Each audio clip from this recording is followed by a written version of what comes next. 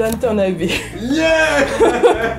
Oh là là, mais on a déjà tout dit. Oh là là, mon dieu. Oh mon dieu, non. Donc je vais vous pitcher Downton Abbey. Si vous avez vu nos autres vidéos, nous avons déjà fait une vidéo sur Downton Abbey dans les rétropilotes. Donc dans cette vidéo de rétropilote, nous avions tenté de vous montrer un peu l'amour que nous avions pour cette série qui est très chère à notre cœur, mais nous n'avions parlé que du pilote. Bah là, c'est l'occasion de vous parler de la série un peu entière, d'autant plus qu'elle est terminée maintenant. Donc voilà, c'est très émouvant de vous présenter cette petite série qui est très bien. Donc Downton Abbey, reprenons depuis le début, c'est une série anglaise qui passe sur ITV. Donc c'est une série qui commence un peu à avoir fait son temps, elle a commencé en 2010, c'est assez rare d'ailleurs qu'il y ait une série anglaise qui dure si longtemps. On s'attendait un peu quand est-ce que ça va s'arrêter, parce que c'est très rare que les séries anglaises durent plus de 2 ou 3 saisons. Et là on en était à 6 saisons, ils ont enfin annoncé que c'était la fin de Downton Abbey. Le dernier épisode est passé très récemment en Angleterre. Énorme succès, des grandes audiences, des acteurs qui sont devenus très connus du jour au lendemain. L'Angleterre qui disait au revoir à Downton Abbey récemment, c'était aussi très émouvant parce qu'il y avait une relation très belle entre les spectateurs et cette petite série. Donc cette famille qui vit dans cet énorme château qui s'appelle donc Downton Abbey, perdu au milieu des champs d'un petit village, on se croirait un peu dans les malheurs de Sophie, voilà. Et vous vous doutez bien que c'est pas eux-mêmes qui s'occupent de ce grand château, donc ils ont à leur service moult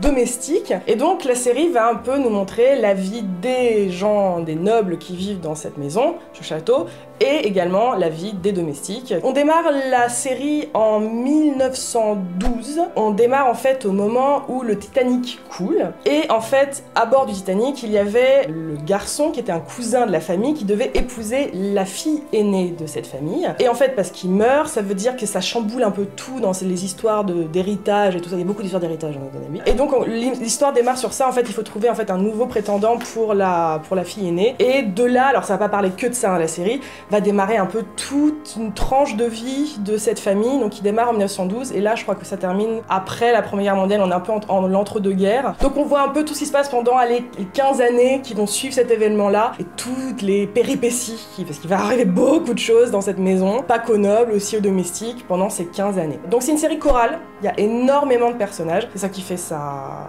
qualité aussi, c'est qu'on ne suit pas juste un personnage avec une flopée de personnages secondaires. Ils sont tous secondaires en fait, il n'y a pas vraiment de héros dans la série, et ça permet un peu de trouver sa préférée, on peut se reconnaître dans tel ou tel personnage. Ils vont, ils viennent, il n'y a pas toujours les mêmes personnages qui restent, c'est-à-dire que le casting de départ ne sera pas le casting que vous verrez dans la saison 6 forcément. Il y a des gens qui vont partir, des gens qui vont mourir, enfin voilà, vous allez dire au revoir et bonjour à beaucoup de personnages. Il y a énormément de personnages, donc je ne peux pas tous vous les présenter, le pitch durerait 40 minutes, même plus. Chacun a ses préférés, je pourrais vous parler de la grande Maggie Smith, donc c'est la mère du chef de famille, donc la grand-mère de toutes les petites filles, puisqu'ils n'ont que des filles. Donc c'est Maggie Smith dans toute sa splendeur, elle a toujours des grandes toilettes, elle arrive avec sa canne comme ça. Pour moi elle sent un peu la menthe poivrée un petit peu. Donc elle est très sassy, elle est très cash. Chacune de ses répliques sont complètement cultes, à chaque fois qu'elle ouvre la bouche, on a envie d'encadrer ce qu'elle vient de dire et de le mettre dans un cadre au-dessus de notre livre, et voilà, ça c'est une manière de voir la vie, de vivre, voilà, elle est fantastique. Pour vous donner un exemple, je crois que c'est dans le pilote, où à un moment il parle du fait qu'il faut donner des week-ends aux domestiques, et donc au bout de toute cette conversation, on parle des congés, des week-ends des domestiques, elle pose cette petite question innocente,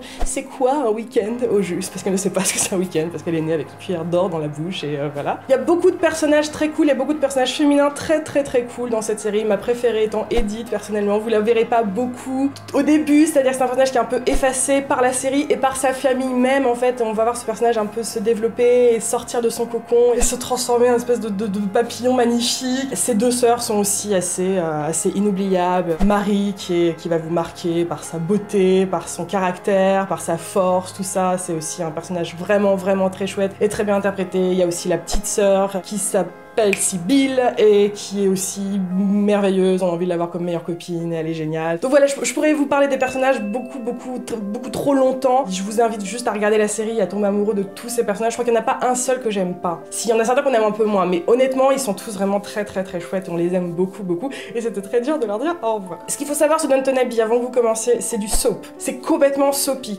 Quand je dis soapy, je m'entends, ça veut dire que c'est pas les feux de l'amour, je vais pas dire ça quand même, mais c'est un peu le même genre de dynamique. C'est des tragédies qui arrivent de manière un peu abrupte, c'est des accidents, des grands moments de joie, des morts. C'est un peu du drame et du bonheur qui arrivent de manière aléatoire dans la vie de ces gens-là, sans trop de logique par moments, c'est la vie quoi, c'est voilà, des fois des trucs horribles qui tombent dessus, des fois des trucs merveilleux. Et la série c'est ça en fait, donc c'est un peu du soap, mais bien joué, bien filmé, dans un cadre un peu qu'on connaît pas, ça permet un peu de déconnecter de la vie de tous les jours, on se retrouve dans ce grand château à cette époque lointaine et tout ça. ça. Les costumes sont magnifiques, il filme dans ce grand château qui est super beau, et la caméra le filme très très bien, c'est un peu un...